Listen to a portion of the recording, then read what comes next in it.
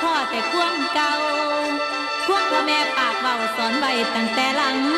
ยังเป็นสาวหน่อยๆพ่อแม่ว่าอย่าลืมตนความเป็นสาวเป็นนางอย่าลวงข้องคุณเขา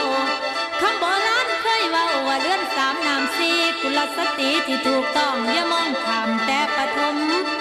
เรื่องเลื่อนสามจำบ่ได้เลิกลมข้อที่หนึ่งเลื่อนนอนข้อที่สองเลื่อนครัวบนที่ทำหุงต้มให้จักอมจักล่างสองเลื่อนให้สะอาดเลื่อนที่สามก็อย่าพลาดคือเลื่อนผมยาวให้ยุ่งวีเลื่อยจังคอยงาม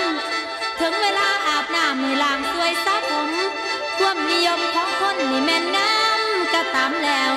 แนวสามเลื่อนมันเศร้าไปเสียเอาเจ้าเป็นคู่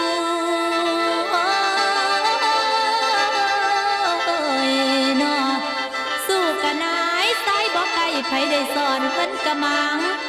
น้ำสีฟังอีกบ้างน้ำอย่างแน่ยิ่งควรคิดหนึ่งน้ำจิตใจตนยาได้โมโหให้ขอบรรยายให้ฟังสิ้นควรบอกควรให้คิดเบิ่งสองน้ำอาบให้มันเลิงตากใส่อูแองไว้มองม่วงให้ทายเท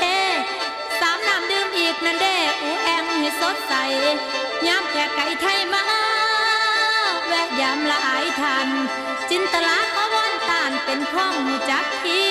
อีกน้ำที่สีน้ำเต้าปุ้งแต่งไว้ย่ำเขาเจ้าบนนอนตอนกลางคืนเทพเจ้าเป็นมารักษาตนรักษาคนยามนอนยามนอ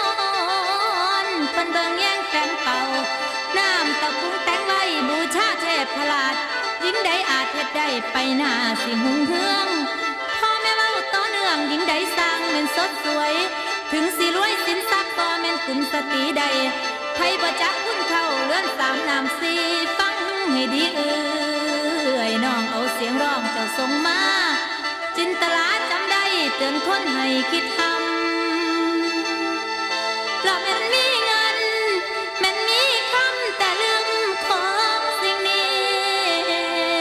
ขั้นไปหนา